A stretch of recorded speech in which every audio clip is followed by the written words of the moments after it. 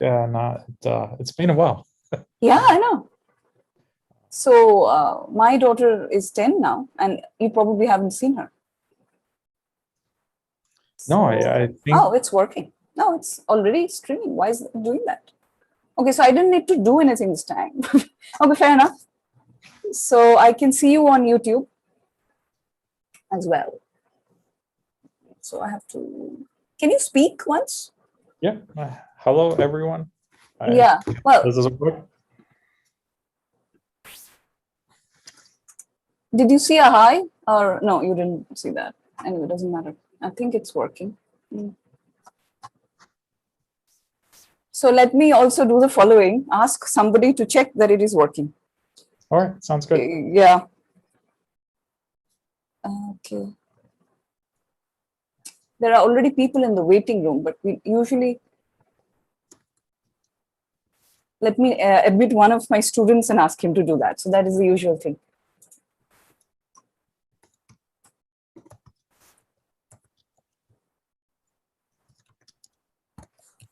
Oh, yeah. How's the situation in New York vis-a-vis pandemic? Better, perhaps. Well, I think India's in a lot harder. Yeah. So we are, deriving some pleasure from hosting, some talks to bring about normalcy in that sense. Anirban, are you with us? Anirban, yeah. Can you please check that the YouTube is working? Like, go to the RRI YouTube thing and check that we are also live on YouTube. Okay. Yeah. Thanks. So yeah, we are not. But we are a big country. That's something we should also remember, right? Yes. We have people, quite a few people. So, yeah. New York is pretty good. It's doing well. We're pretty lucky they accelerate the vaccines. I think even my daughter can be vaccinated now. Okay. This is operational. It's operational. Okay, great. Thanks, Anirban. Yeah. So I have to open your thing. So let me just also prepare myself. I have to introduce you. And I need the right bio, right? Yeah. We are also getting there with vaccines, but it'll take a while. So when did you move to IBM? I forget now. Some time back, of course. Yeah. 2011. 2011, yeah. So 10 years in IBM. It's a lot of years. Are you going to be around for some time? Looks like. Yeah, IBM's fun. I have a lot of responsibilities, and I have we have a pretty good team, so I think we'll be around for quite a while. Yeah. Yeah, there are many users for the IBM Quantum experience in India. So I'll start letting people in because why not? Hanhi is also attending, right? Like does she want? Yeah, I'd be here. Yeah, but then it seems like you're in the waiting room as well. So that is perhaps your alter ego. Oh, yeah. I guess okay. I have to close up. Without logging out, I basically have to close because there's echo, and I'm trying to get it in. Right. Yeah.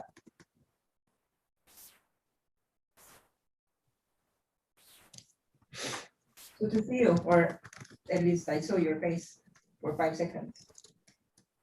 Sorry? We didn't meet each other, but it's good to see you. Yes, yes. I don't see you because you're not on video, but very nice to hear your voice. Yeah, there you are. Okay. Well, nice to see you as well. You have some nice equations on the board. giving it a nice scientific feel. Jay has, of course, the right stuff. So you guys have good backgrounds. I, of course, have my institute because we are in lockdown. So so I'm deriving some joy by the virtual background. That's the best I can do because we are at home now, right? Because we have the lockdown currently. Yeah. So, which is Honey and I may be pretty close. I can sense that. Yeah. Yeah, that's the homework they gave me to solve. So I have to solve it. You don't have to solve it. I want to solve it. It's not homework, it's research. Research, sure.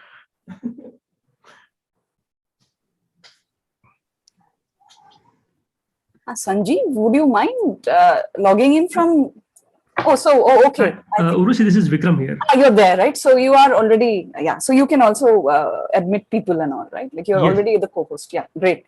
So, We'll start or we'll wait for some time to admit? No, we have 4 minutes, right? Yeah.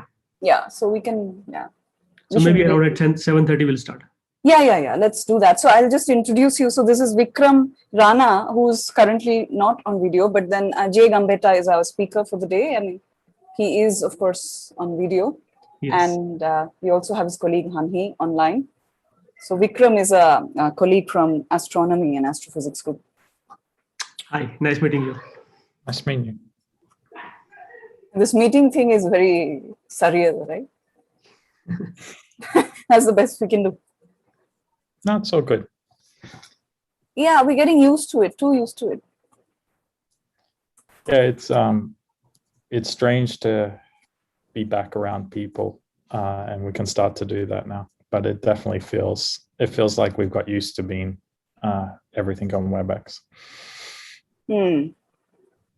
Because you might want to also make a speaker the co-host, otherwise he may not. Yeah, I'll make him the co-host. Yeah, you're right, Sanjeev. So Sanjeev is also with us. Sanjeev is also my colleague. You can also make me co-host so that I'm trying to do that. Yeah, Sanjeev. Yeah. So I'll have 4 co-hosts just in case, then we'll all be good. So Jay, I'm making you co-host just in case there's a connection drop. Co-host, okay. Sanjeev also. Yeah. Okay. Hanhi, should I make you a co-host as well, just for good measure? Okay. I mean, doesn't matter, but Okay, doesn't matter. Yeah. Whatever the best for this seminar to work. I think the seminar will work by virtue of the speaker, but then, hi Ravi, you're with us. Greetings. Yeah. Good evening. So Thanks Ravi, again for the invitation. you're most welcome. So Ravi Rao is at Louisiana State University, Jay, and of course Jay Gambetta is our speaker. And so we have people joining, and this is the advantage, right, of online colloquia, that we don't stick to a time zone. Absolutely. It's very convenient for me. Yes. I get to listen to some good talks. So we have a minute more, and then we'll introduce Jay.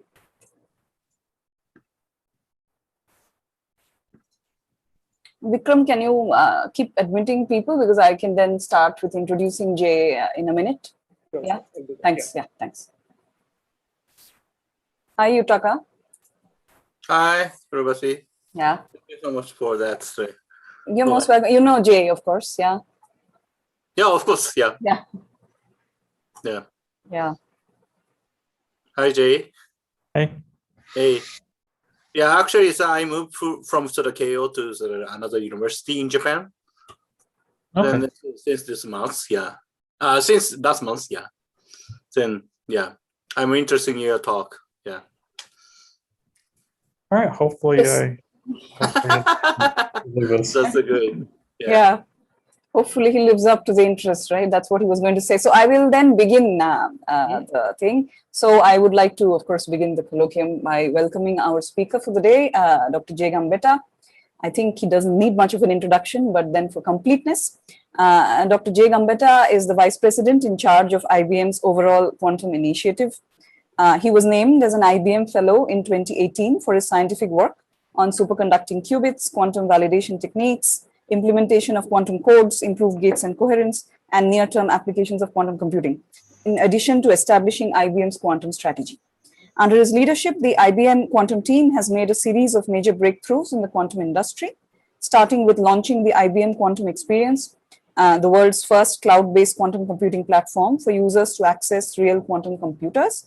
The IBM Quantum team released Qiskit, which we all know, an open source software development kit for developing quantum programs, and deployed the IBM Quantum System 1, a family of quantum processors for clients that now includes the 27-qubit Falcon and the 65-qubit Hummingbird quantum processors. IBM Quantum continues to expand in the market by providing 38 quantum systems open for service over the cloud from anywhere in the world, building the foundations of the quantum industry with a community of partners, advancing quantum science and applications via the IBM Quantum Network. Dr. Gambetta received his PhD in physics from Griffith University in Australia. In 2014, he was named as a fellow of the American Physical Society and has over 130 publications in the field of quantum information science with over 23,000 citations. So over to you, Jay. Thank you very much for inviting me to give this talk. It's my pleasure. I'm just going to set up and share the screen and make sure it all works. Is that showing in the right mode? I guess so, yeah. Yep. Okay, so as I said, thank you for inviting me. I'm going to give you a bit of a talk about how we're building our quantum computing. I'm going to focus this talk more on the quantum hardware and talk a little bit about the applications that I'm definitely interested in and the team's interested in, and give you a bit of a view of the different progress and where we're going. Like any of my talks, I generally like to take a different type of path, and if there are, I'm not sure how to work on WebEx, but if there are questions, I'm happy to answer them. So I'm going to focus on, on Zoom. I'm going to focus on quantum circuits and how we see them being important. So to get started, just to remind, and this was covered pretty well by the introduction, but one of the things I'm most proud of is actually seeing how many papers that have been published or written about using the system that we first put online in 2016. The number's above 500. And to me, this really shows that a lot of people are getting value out of our talk. The other side is how much are they getting used? At the end of the last year, we were seeing about 1 billion quantum circuits getting run each day on our systems. And today it's already past 2 billion. This just really shows how much growth and appetite there is to running quantum research and applications on these devices. So I like to sort of start with how I view this as now, as I think we need to really take a systems view of this. This is not saying it's all engineering. This is more pointing out that as we build these things to be larger and larger, you really got to look at the collective of the whole, the cryogenics, cooling, the QPU, the control electronics, all of how it goes together. And so we're really proud of the fact that we take this system view, and we set this up by calling our first series in our quantum systems, IBM Quantum System 1. And these hold as all the quantum systems to date. They can go up to about 100 qubits, and they really show the collective coming together of all the technology. So just as Bushi said in the introduction, we have many quantum systems that are available. There are 20 online at the moment, ranging from different types of sizes to different types of application, different types of quantum volumes, and they're getting used all the time. And it really shows the progress of how many of these systems are available.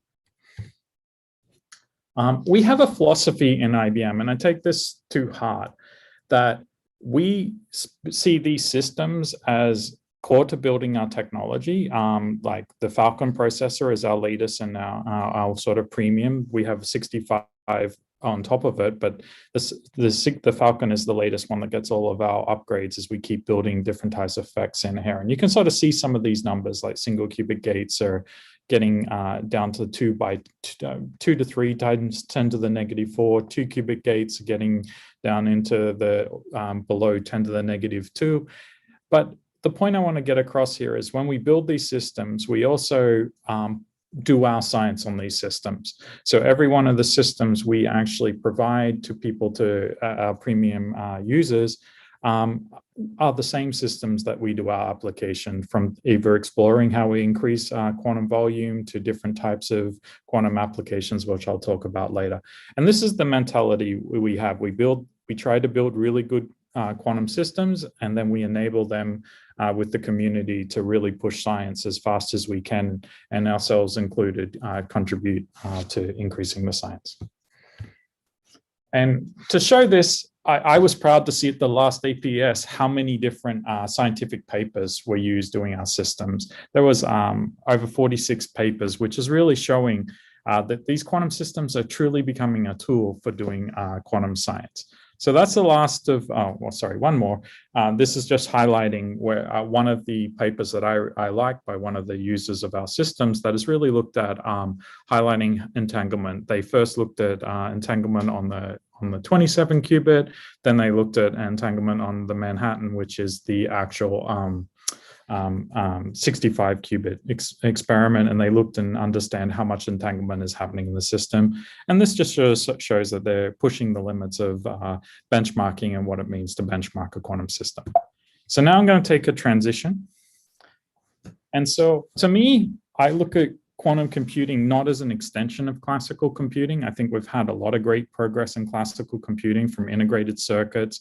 Of course, this is a very IBM-centric view, but you've seen things like building the first mainframe, to personal computing, to GPUs. We all know how important GPUs are today for accelerating what can be done in AI and things like that.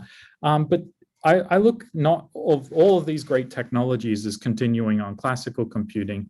And I would say quantum computing is the first time in the history of computing that the field is branched. And when we look back, we'll look back at seeing these type of systems as both classical and quantum, and we can really start to understand and see where the future goes and look at problems that are hard for classical computing. This doesn't mean classical computing will stop progressing, but I think that's definitely two paths of computing that will go forward. So what is quantum computing? And I think we can go back, like, it's kind of amazing to me that we're in 2021, and if I was to go back 100 years, we were arguing over this math. So this math was so complicated that many of the great founders of quantum mechanics argued about what it meant, including we've all seen the different arguments between Bohr and Einstein about the implications of it. But even beyond that, Dirac, which I think is a beautiful example, really highlighted that this math, we know how to describe it, but physics really became the art of trying to approximate, to find it was too complicated to solve. And so he realized really early on that this math, we need to approximate it if we have any hope of actually solving it. And so then this math has obviously progressed. Feynman then said, well, he took a different view. Maybe we can actually build a system that mimics this math. So I like to think of quantum computing as a way where we're finally getting to the point that we can build a machine that scales this math that is obviously getting over 100 years old. And as we can scale this math, we can start to explore what can we do with this new type of math. And so in that sort of introduction, I like to think of computing very similar to classical computing, like the Turing type machine. The computer has to have initial state. The state needs to evolve by a set of operations, and then there has to be a mechanism to extract information. And this is essentially very equivalent to a standard classical computing, but there are two new quantum principles that we have to get a hand, this new math, and ask what it is. And I'm going to give a very light introduction because I think it's always good to go back and get ourselves understanding this type of math. So the first is, I like to think, and this comes, I have to say Charlie Bennett very much influenced me in saying that quantum can come down to two different principles that we need to add it. The first is that it's basically an inference. So something that can be in a perfect definite state can still behave randomly. So in this, imagine I've got some operator H. You all probably know what this operator is. It's the Hamiltonian operator. But you can think of it as, for this argument, as an operator that flips a coin or not, flips a random coin. And if we were to flip this coin once, we would find 50% of the time it's in the 0 state, 50% of the time it's in the 1 state. So now if we put our head around this and thought of this as just a random flipping of a coin, and we ask the question, what happens if we flip it twice? And if the answer, if it was truly a random coin, it would still be 50% 0, 50% 1. But as we all know, flipping this random coin actually can become perfect again and give 100% of the outcome of a 0. So this sort of says a way of understanding of this is something that's perfectly definite in the first case. If we look at it one way, it can be random.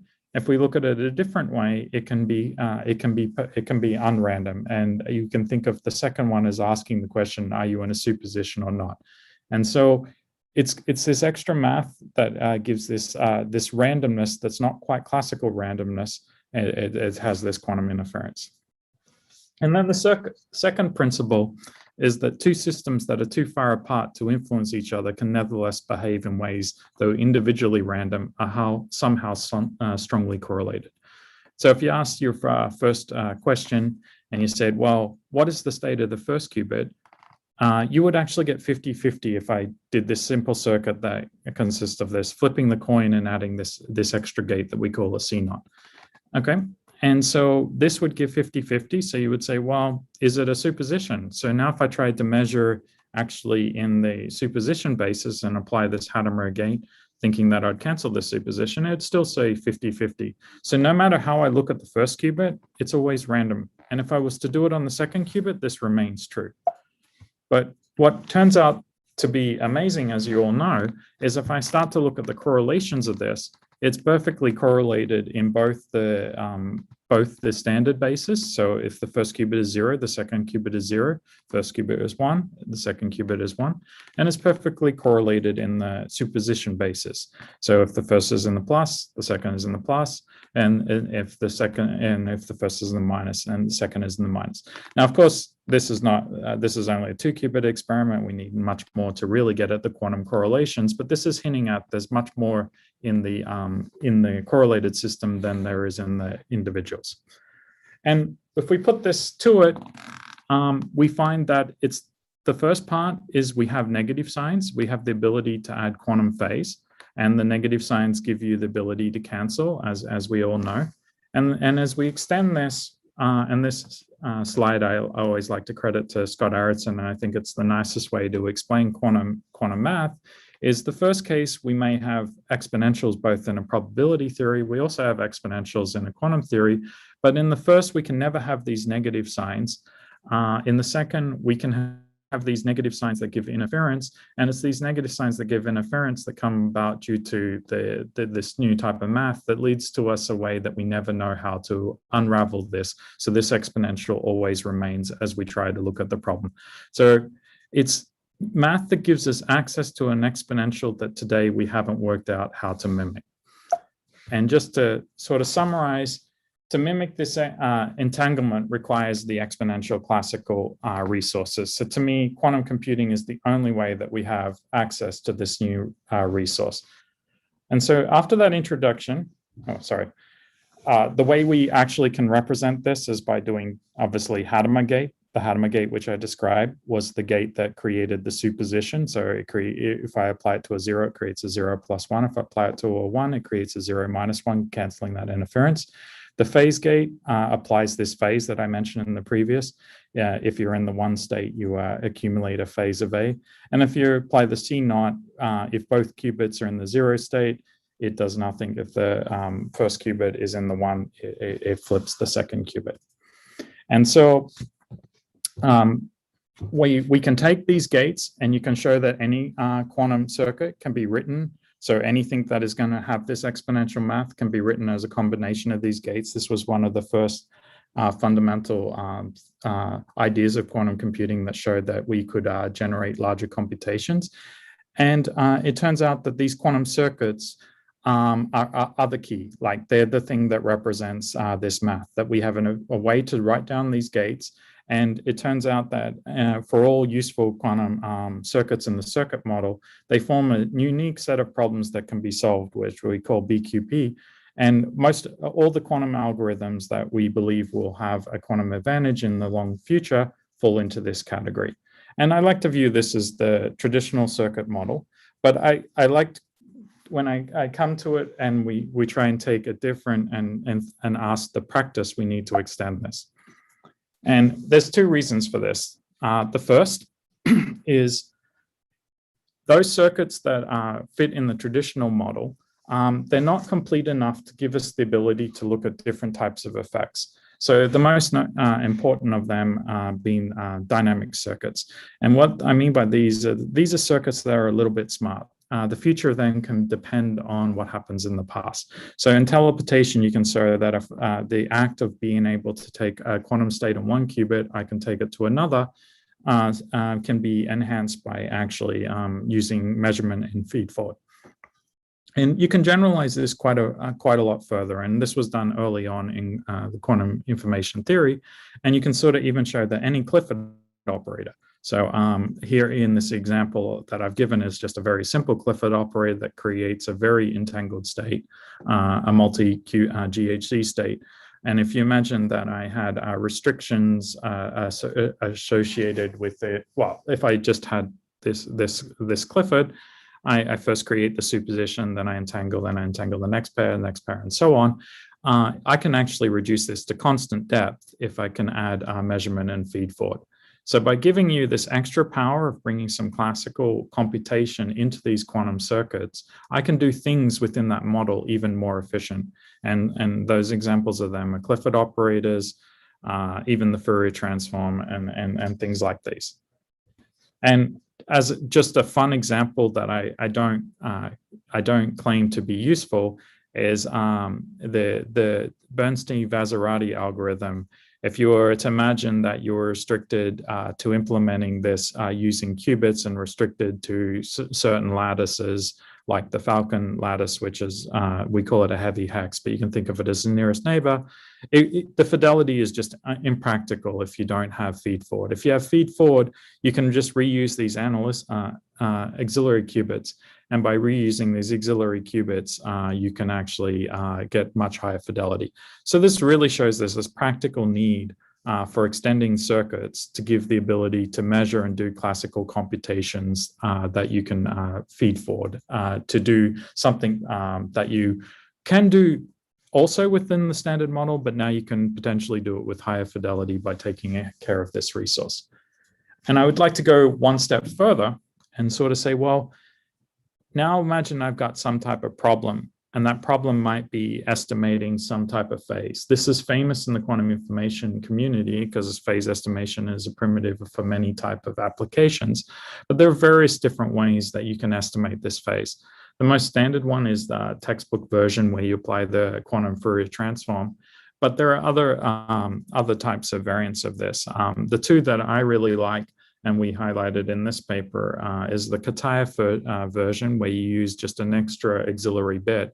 And by measuring in different type, like doing a Hadamard test and measuring either in the superposition basis or the Y superposition basis, you can infer both the cosine and sine of that. And then you can add them together and you can add these results and you can do them bit by bit. And so in the first case in the Kataev, you can think of it as I run these circuits. And now I don't do the classical calculations I was talking about before, where I do them within the actual quantum, sorry, the lines came up on the screen, within the quantum computing time of the circuits. I actually add these classical calculations together, and by adding them together, I can get an estimate of this phase. Now I can do it in a second way where I can feed forward this information. So I can do the dynamical circuit approach where I measure the first, then I feed forward it, measure the second bit, measure the third bit, and so on. And so now you can see I basically can do the for loop within a circuit. And so now you open up this interesting trade space where you can look at doing classical computations on top of quantum circuits or classical computations inside of quantum circuits to get you access to the same type of parameter. And by enabling this, this into experiments, you can look at the trade space and see when does one work better than the other. And we did this, and we found, as expected, that the iterative method worked better than the post-processing method for very small number of resources. But as the resources got larger, the decoherence of the experiment started to come in. But I just wanted to point out this as an example of the need of extending the standard circuits to include classical computations. So to me,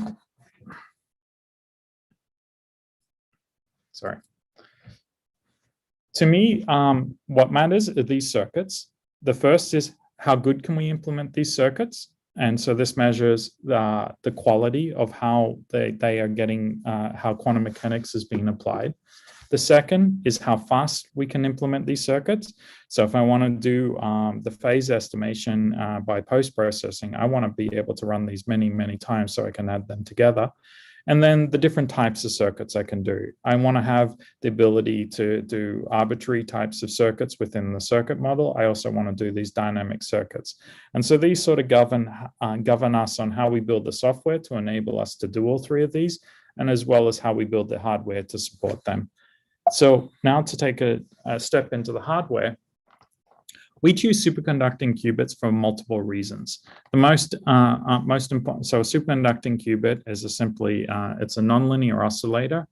And the qubit itself in this, if you can see my pointer, is shown here, where you have a capacitor at the top, a capacitor at the bottom, and you have a junction between it that creates the nonlinearity.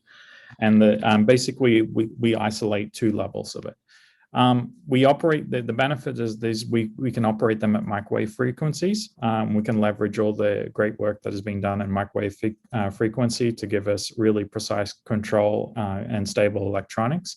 We build these on silicon and use superconducting metal, so we get both the experience of all the fabrication that has gone into the silicon industry, and superconducting metal has been studied for so long that it's well understood physics. And because we can engineer these, we can set them up to have very, very strong interactions that ultimately can lead to fast gates, so that we can get very high, high capacity. Sorry, Jay, sorry to disturb you. There are these red lines which are appearing. Yeah, they're not from me. They were from some other user. I don't know how to get rid of them.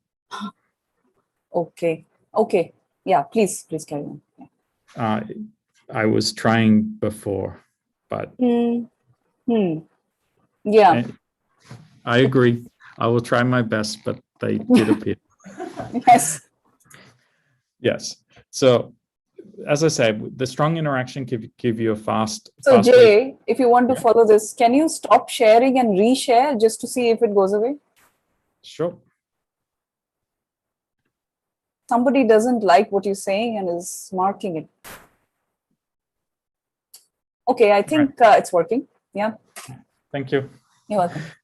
All right. I forget what I was saying, but I just wanted to point out that we like this technology because we believe it can scale by leveraging a lot of the other technologies. We can have we can run the circuits really fast because we can take advantage of the gates can be engineered to be fast. We can have reset and readout. And by continuing to improve the physics, we've seen the quality of these continue to increase. So we expect the quality to remain strong. So we laid out a roadmap of how we'd go from where we are today in 2765 to 1,000 qubits and beyond. And I wanted to just sort of touch on this in a little bit. So the 27 qubit, what was key to it? Well, there were a few things. The first, obviously, is flip chip technology. So you can come in and then control the qubits in the middle.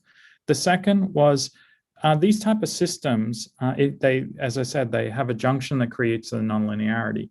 And the junction physics, because the energy of the Josephson junction depends on the thickness of the barrier.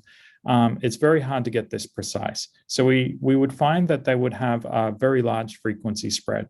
And now if you've got a very large frequency spread, then the qubits can do bad things. They could either have conditions where they have the same frequency, so you wouldn't be able to select one by microwave controls, or they could actually have collisions that line up with higher levels. And so it gets extremely hard to get the qubits to be where they want to create a device with high yield because of this physics. So the team developed this novel technique of first we'd go in, measure the qubits, and then we'd come in and we'd use a laser. And by using a laser, we'd heat up slightly the junction. And by heating up the junction slightly, we could move the qubit frequency to different values. And we saw basically a 10 times improvement in the actual spread of the frequency of the qubits. And this allowed us to get high yield on the Falcon devices. To go to 65 qubits, if you imagine all these qubits need attenuators, amplifiers, and all the other elements to give high readout, there's just too many things, too much going on. And so the key enabler for this was really getting multiplexing working, making sure that you could measure many of the qubits with a single readout resonator and a single amplifier. And by doing this, you reduce the amount of complexity that needs to go around to the device, and it'll enable it to go to a bigger system. So to show that we've keep pushing the quality on this before I go to the larger systems, we developed this metric that we call quantum volume. What it consists of is running different random unitary gates. So we select a random unitary on, say, on qubit 0 and 1, we select a random unitary on qubit qubit 1 and 2, then on qubit 0 and 3, and so on, and they're all selected. And then we measure basically what the output is and compare it to theory. And if it's above a certain threshold, we say that the quantum volume has been achieved by running this many layers. And sorry, some of the key things. All right, obviously the talk wants me to go on. Some of the key things to make this possible was to get both 64 and 128 was not only the fundamentals of the device, but a lot of the compiler technology, a lot of the pulse shaping, and a lot of all the things that you can imagine that go into the software, and more smarter readouts that can actually take into account some type of imperfections. So putting all these components together, we were first able to see getting a quantum volume 64 and a second of increasing it up to 128. And ultimately, I like to show this as an example of what quantum volume is. It feels like we're butting our heads together, and if you ever want to increase what you got to do, you got to keep doing this until it moves. And then if you get to there, you found you've improved your quantum volume, and it's a bit of a repetitive task. But I see this continuing, and we've seen the quantum volume year after year double. And we're seeing it maybe slightly more than double in the last year, but this is showing that we have a path that is basically keep increasing the quantum volume to get higher quality circuits. So now if we imagine that we're getting better and better circuits by doing the gate, running the quantum volume and improving the controls, how are we going to increase to larger devices? So the 127 Eagle processor, which we're going to release this year, we had to solve a perimeter problem. If you imagine you've got all these qubits in the middle, you need to actually get your controls in and address all of the qubits. So there are many things that need to be developed. First of it is you have to get through silicon via technology, so you can actually go in your interposer from multiple different levels. You have to make sure you deal with microwave spurious modes, and you need multi-level wiring so you can sort of stack these controls. And then as we imagine going to the 433, you start to really get limited by the cryo infrastructure. So we need all the coax cables going into this is just going to get too much. So we need much more dense and much more efficient cryoflex cables. And so we've been working on solving that type of problem. So to dive a little bit more into the multi-level wiring, here's a cross-section of one of our devices. And you can see there's 3 metal layers, and we make each one of these, and you can see the TSVs and the vias that are connecting each one of those layers. So now you can imagine controls that will be able to come in, go to the other side and come in at various different paths. And to show all this is actually working, we've implemented this on a small chip. You can see we have the interposer down the bottom. We get the multi-level wiring, and it all works, and it makes very little effect on the coherence of the qubits, and allows us to address a smaller chip and show that we can get the actual in this case it was a 6 qubit chip working with the multi-level wiring. So putting all of this together is we're on track to achieve the eagle that I talked about releasing this year. To go beyond that, it really comes down to continuing all that technology. There's engineering challenges to scale it up, but we need to get novel new gates if we want to get a larger device with smaller error. And so we're getting, as I said, about on some of our best Falcons below, above 99. To get to 4 nines or 3 nines, we need new types of gates. So we've started to investigate different types of gates that solve some of the challenges. One of them is using a gate, going back to a tunable gate that has a coupler, and we can look at basically direct ZZ gate using this coupling bus. The other is trying to stay with cross resonance, but deal with the unwanted crosstalk by building a filter in it. And by building that filter in it, we don't have to deal with the residual ZZ as much. And both of these have shown basically a 5-time improvement over our best previous systems using the standard gates. And so now we're working towards how do we integrate these new type of coupler architectures. And by putting this all together and continuing to push the physics, we think we're on track to achieve the 1,000 qubit machine with the error rates that we want. To go beyond that, there's a lot to do. You need more efficient controls. Going cryo is one of the ways we're doing. We need to reduce the footprint. We have initial results which were published that talked about that, but I'm not going to talk about it today. But essentially, we made a qubit that had all the capacitance in the junction, so it could have a much smaller footprint. We need larger and larger cooling infrastructures. I'm sure many of you have probably seen pictures of the big fridge that we've been working on. And we need quantum interconnects. How are we going to connect multiple qubits together? I would argue the quantum interconnects would be one of the most challenging problems that we need to solve. So I'm going to skip for the sake of time over that and just sort of conclude that to really make a quantum processor, we have to investigate all of these things in parallel. I still think coherence material science continues to be one of our limitations. The junction physics always continues to be a concern for yield, and we need to keep getting better understanding of the junction physics. But ultimately, we need to see more ideas for quantum interconnects and how modularity will be built for us to go over 1,000 qubits. So on that, I wanted to change topics and talk a little bit more about the applications. So what makes a circuit hard to simulate? Here I show 2 different types of circuits, and they look very much the same. In the first, both of them have the same 2 qubit gates.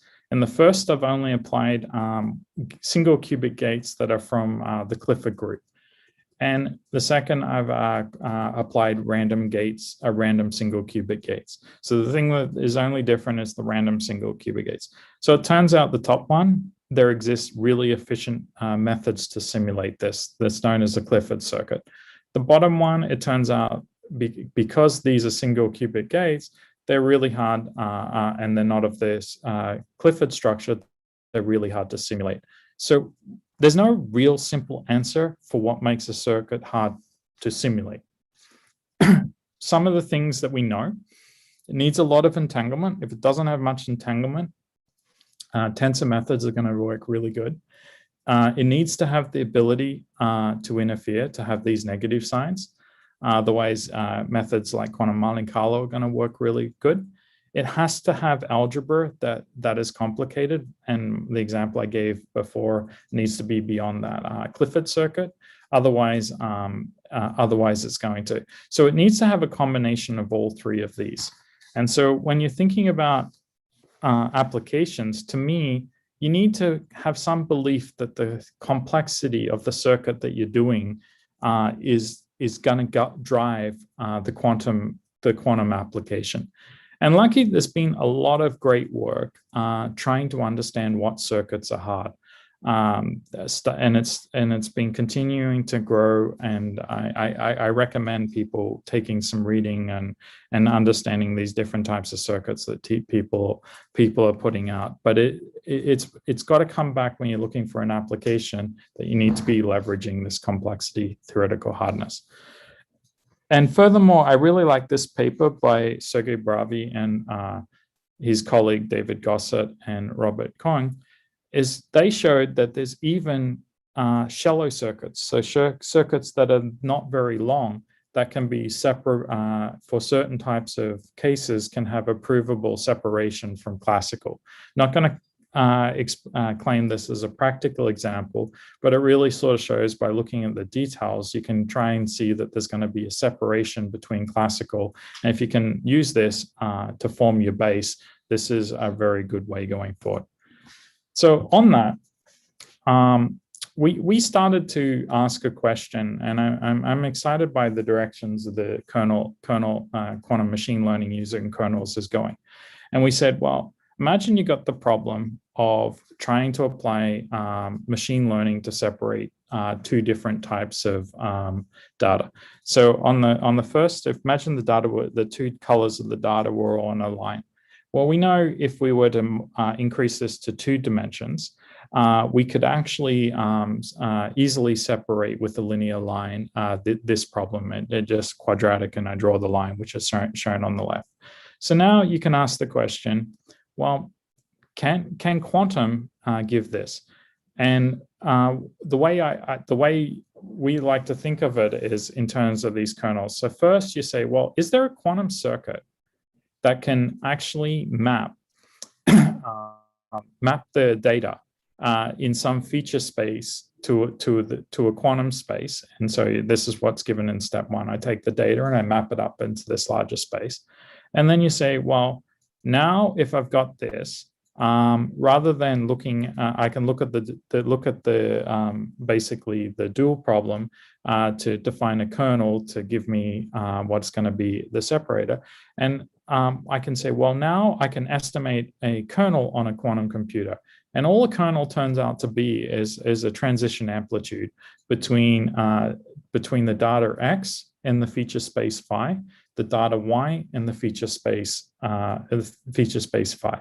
And obviously you could either sample that kernel, and so you run the circuit forwards and then run the circuit backwards, or you could do a swap test to measure it. We typically just sample it because you don't need the extra qubits or the complicated swap.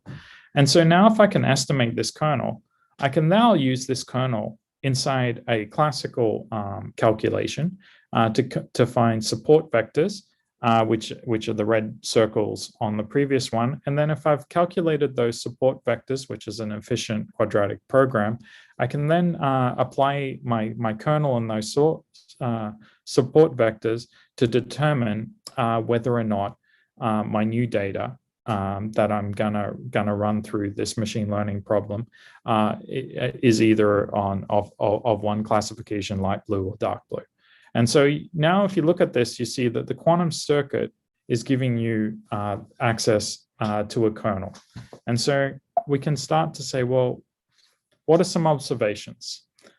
The first observation we made when we first did this is that many of the quantum neural network heuristic type algorithms that were out there, because they exploited linear operations, actually reduced exactly to this problem.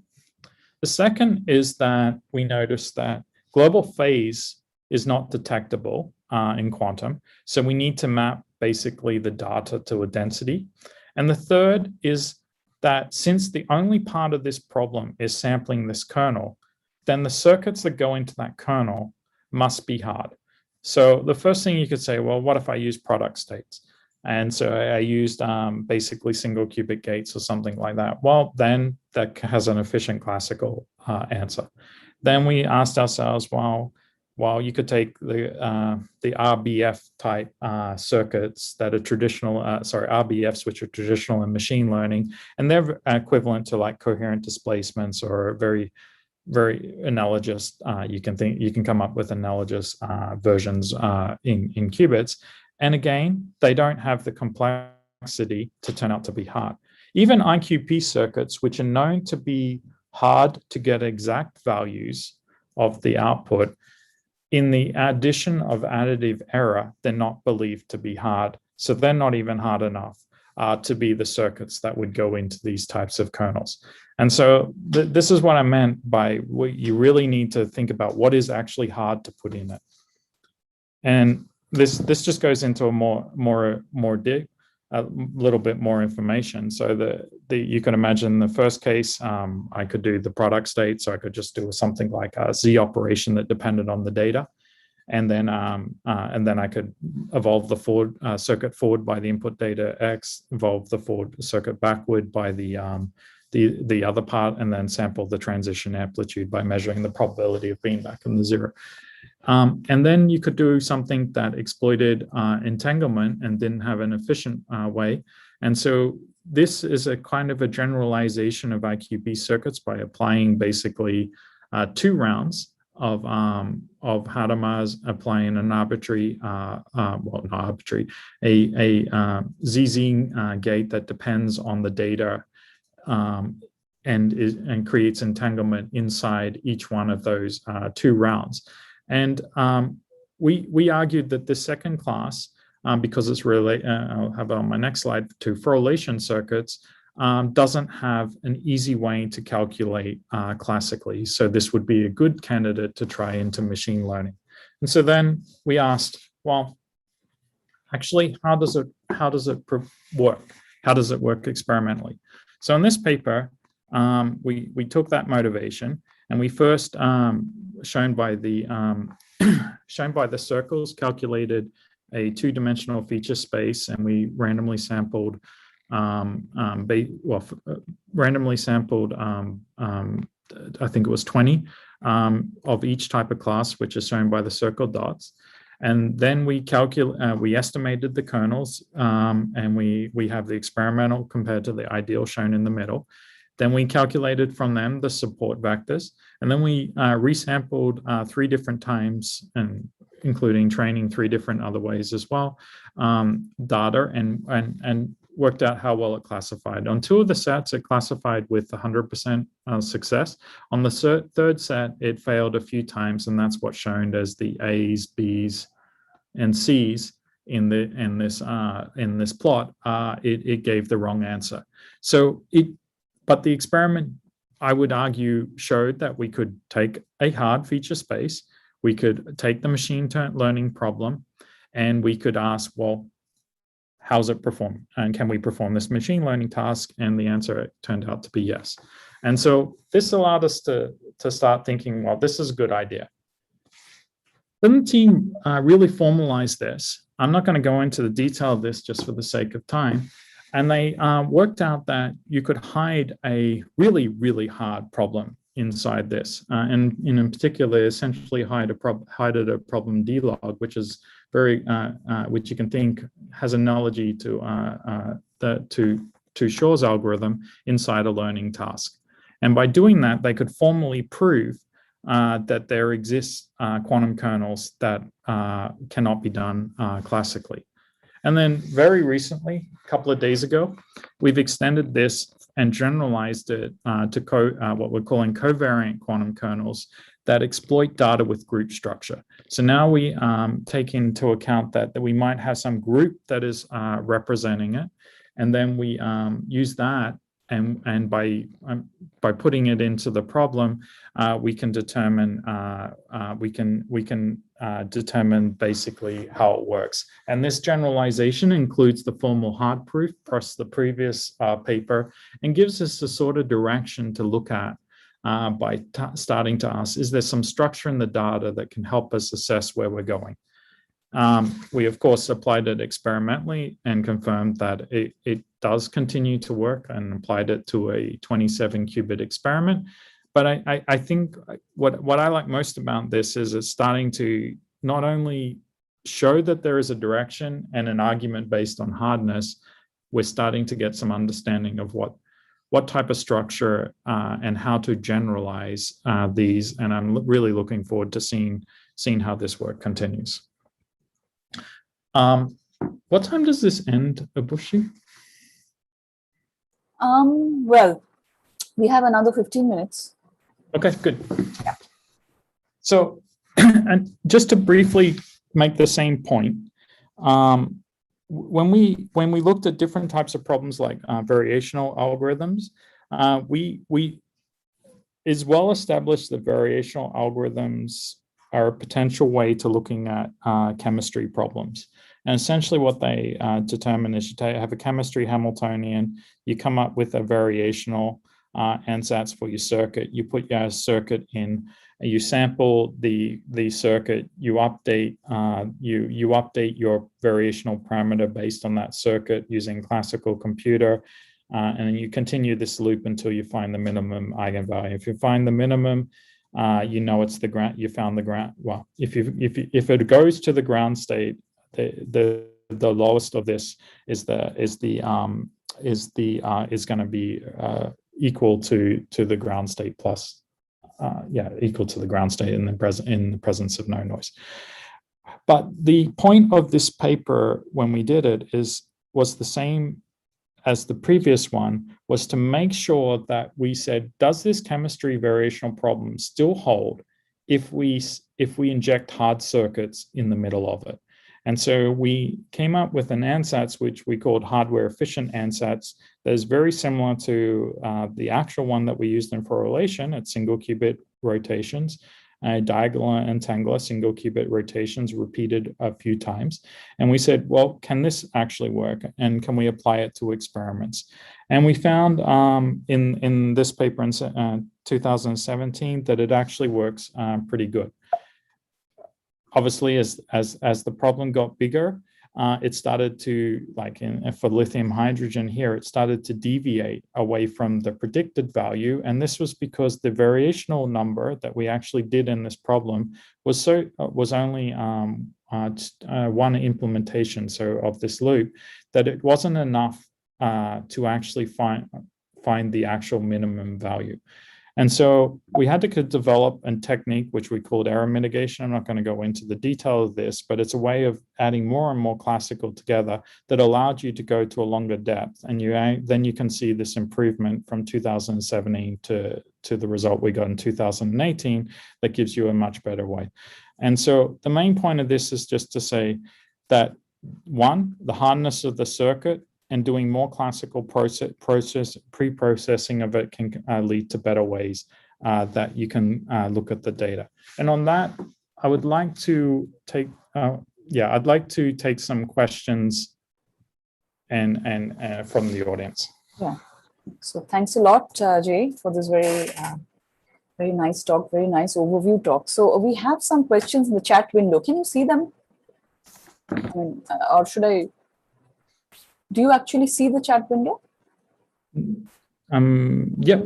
Yeah. So should I just read them and you can start answering? What do you want to do? No. How much do crosstalks with?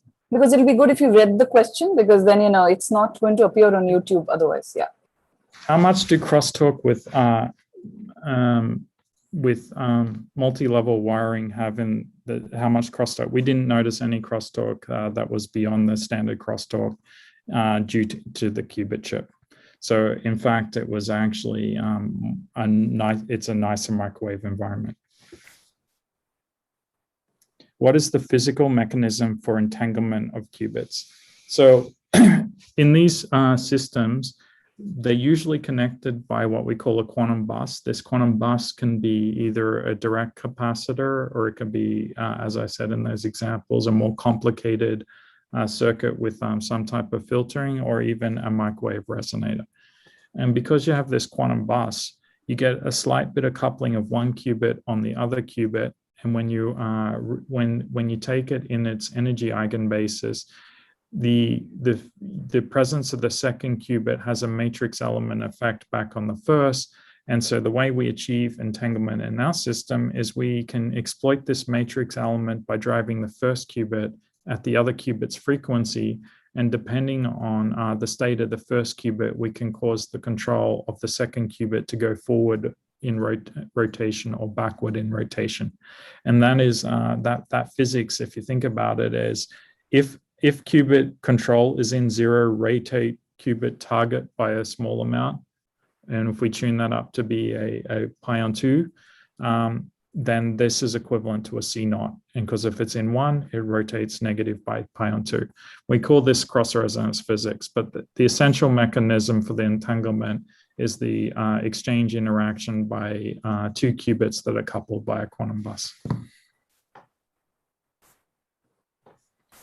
For larger systems, would multiple smaller cryo units be more effective or efficient than a single large cryo unit? I think both are worth exploring, and the larger allows you a much greater volume, and you can potentially put more of the componentry around there that you needed for amplification and things like this. I think what is going to be more of the limitation is how do you connect a 1,000 qubit chip to another 1,000 qubit chip? And do we do this with modularity, like quantum interconnects that get this modularity by going outside the fridge, entangling one fridge to the second? Or do we do it with the chip inside and go chip to chip? These are all open questions and an active area of research. These will determine what is the right cryo unit for housing these type of experiments. Okay. Quantum states are very fragile due to the lower scale, lower energy levels and decoherence. Except these, what are the other big challenges we have to face to build quantum circuits? So I think I covered that. I would say you're right. One of them that continues and always is decoherence, and making sure that we can keep pushing decoherence further and further. Getting up to the 1,000 qubits, I think we've got a good handle of the technology and a path forward. That's why we released our roadmap. How you connect beyond 1,000 and how you explore different types of connectivity. I'm really interested in a lot of the theoretical work on low density parity check codes, which suggests that I can have low weight graphs, so not that much connectivity, but my connectivity needs to be over longer ranges. If my connectivity needs to be over longer ranges, then I've got to build different types of buses to enable that, and those buses may have to cross each other. So I would say both solving the modularity to allow you to go how to connect chips to chips, and looking at different types of connectivity inside a chip are big challenges, as well as the fundamental of keep pushing the coherence and working out how to get the gates at the coherence limit, which has been a path that I've been battling and working with my teammates for a very long time. Okay, now we go. How does nonlinearly separable data states become linearly separable on increasing dimensionality? I think this is referring to, we use a nonlinear function to encode the data, and like the trivial example I gave, which is the lines that are on the flat. You have to, if you take the nonlinear function, which is just x squared to the quadratic, it becomes linearly separable by putting a line through it. How you visualize these really, really high dimensional quantum states, I always struggle visualizing more than dimension 3, but what you can imagine is you now have a nonlinear function through the gate operation. So the data goes into the gate, and now I can represent these feature spaces, and you're trying to design the circuit such that each one of them can be linearly separated in the Hilbert space dimension. How do you explain entanglement to a layman in quantum computing?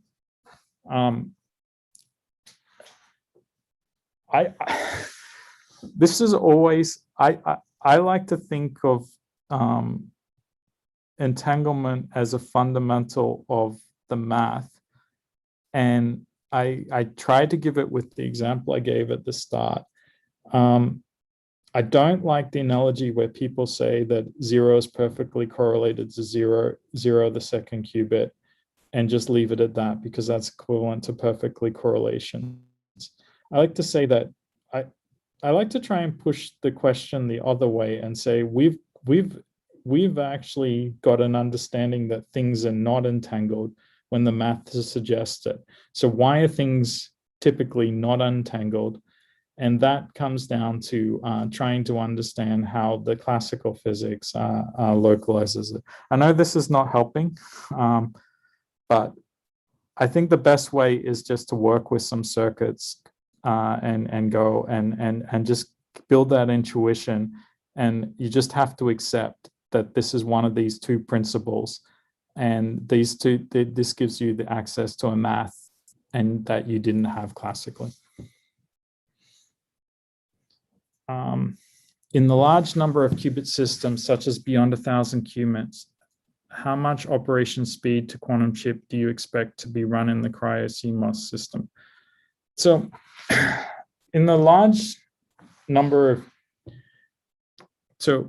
this will change over time. So I like to think there's two time scales that matter. I call the first one real time and the second one near time. The real time are the computations you have to do in the coherence.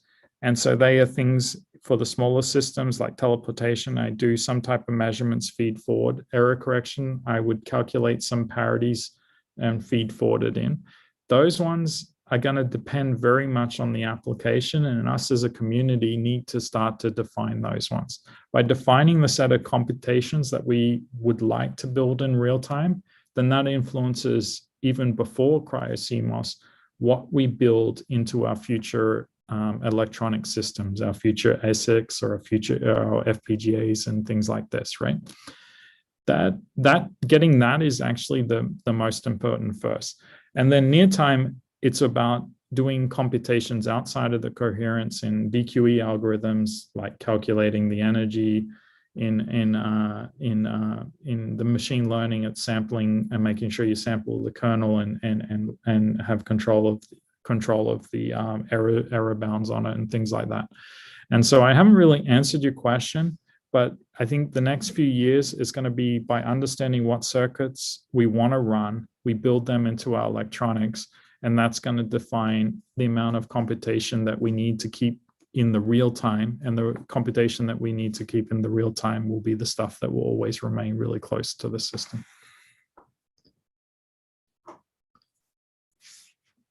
The second one, wanted to know your views on analog computing based on quantum annealing. I actually like quantum circuits in a pretty general form. I think we get stuck thinking of the circuit model, the measurement model, and the adiabatic model. And I think that a generalized circuit that has feed forward and has the ability to insert pulses, I think can represent those three theoretical models. And if you can represent the general circuit model, great. If you can represent the measurement model, then we know that that's great. If you can look at the adiabatic model using this, I think this is good. I know your question is about annealing. I think the challenges on annealing, they need to convince to me that they're going towards the adiabatic model. If they solve some of the challenges to get towards the adiabatic model, I think this is definitely worthwhile understanding the effects on quantum computing. But I like to think of the circuit as a generalized tool for us to, and I think in our Open Chasm paper, we call the extended quantum circuit as a generalized tool to send instructions to a quantum machine to explore the different types of things. And I would even argue some of the gates we do are adiabatic in nature. And the real solution is combining them, all these different things together to work out how we'll keep advanced and what quantum computations can be done on systems. Would a quantum computer be able to design the most efficient circuit for a given problem? For instance, solving some geodesic equation in circuit space. I would have to go back and remind myself of the Nielsen proposal in 2005. I remember being impressed by the paper when I read it, but I'm sorry, it's been a few years since I looked at it. I'll try to. I'll remind myself of that one. Thanks for great. I'm wondering from a technical standpoint, what are the challenges in enabling support for feed-forward mechanisms in your QPUs? Is it that measure and replace is too slow or within a reasonable function of T1 or 2, or something else entirely? Thanks. Well, actually, it was the first generation of electronics just didn't support it. In the phase estimation paper, we internally started to investigate it. It's our goal by the end of the year to release updates to our second generation electronics that start to bring this type of thing forward. The Calcutta Quantum, the IBM Quantum Falcon that we named Calcutta, we actually engineered into it a faster reset. So it has a much faster Purcell filters that allow you to measure the qubit and reset it. And that's one of the main limitations for getting it. And since that is now working really good on the device, and it's showing that it hasn't affected any other properties, now it's about the electronics to match it. And I just think we're well on our track to making this a feature to explore very soon. And this is why we put out the Open Chasm spec to start to define what it means to extend the quantum circuit and to get the software to support it and allow this feature to be explored and see how it works. Jay, I'm told that you have to leave shortly. I think Hani is messaging. So do you want to take one last question, which could be the something about Qiskit development plans, the last slide of your talk? Sure. What's the question in particular? Please say something about the Qiskit development plans, which is the last slide of your talk as we see it. Sounds good. So Qiskit continues to be our goal to keep developing the software. The focus now, well, first is to make sure we get the compiler and building that into it. I think we've got a lot of great progress. As I said, extending the circuit to be this full extended circuit is one of our next major steps. And then getting your ability to compile and take advantage and leverage dynamic circuits and be able to have the algorithm choose whether it wants to explore, say, phase estimation using dynamic circuits or classical processing. Are the next significant things we need to solve in the software. We just released yesterday in beta form what we're calling Qiskit Runtime. And what that is a containerized environment that allows you to mix classical and quantum computations together and allows you to run your quantum algorithms on hardware much faster. And things like, say, VQE, we expect to see speed ups by all the things we've put together of the one that we released was 120 times faster. And so enabling the applications to exploit this runtime and working out how we can build into the compiler to exploit dynamic circuits are the major two things that we're going to focus on with the community to keep extending Qiskit. And that's ultimately to get the quality out of the circuits. Great. So thanks a lot once again for the very informative talk and also for answering some of the questions. I think some are still left, but you got to run. So thanks again, Jay. Thank you. Thank you.